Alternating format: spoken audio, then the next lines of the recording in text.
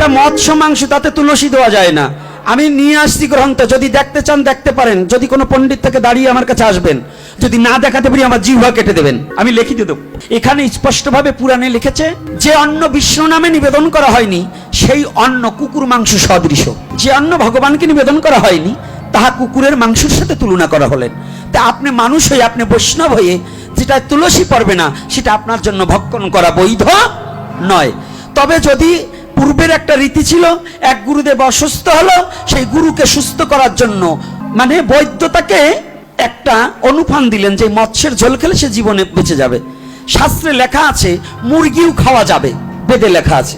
এখন এইবার তো যারা মুরগির রোষ খায়, অগো কয় যে কায়দা হয়েছে, কালকে সেটা এক খান খেতাম কালকে 3 খান খাবো, তাই না? বলছে মুরগি খাবে কে? সনাতন ধর্মে মুরগি খাওয়া বৈধ নয়, একজন ব্যক্তি খেতে পারবে। কোন ব্যক্তি? যে ব্যক্তি টিবি রোগে আক্রান্ত। অথর্ববেদে লেখা রয় টিবি রোগে আক্রান্ত ব্যক্তি মুরগি খাওয়া বৈধ হয়। কেন? তার জীবনকে রক্ষা করার জন্য। টিবি রোগের রোগী যারা মুরগির মাংস খেলে তারা তাদের ওই রোগটা একটু দূরে থাকে, তাই কিছুদিন পৃথিবীতে থাকতে পারে, তাই ওইটা অথর্ববেদের আওতাভুক্ত বলা হয়। কিন্তু সুস্থ শরীরে যারা মুরগির মাংস খায় দিনের দিনে তাদের পশুজনী প্রাপ্তি হয়।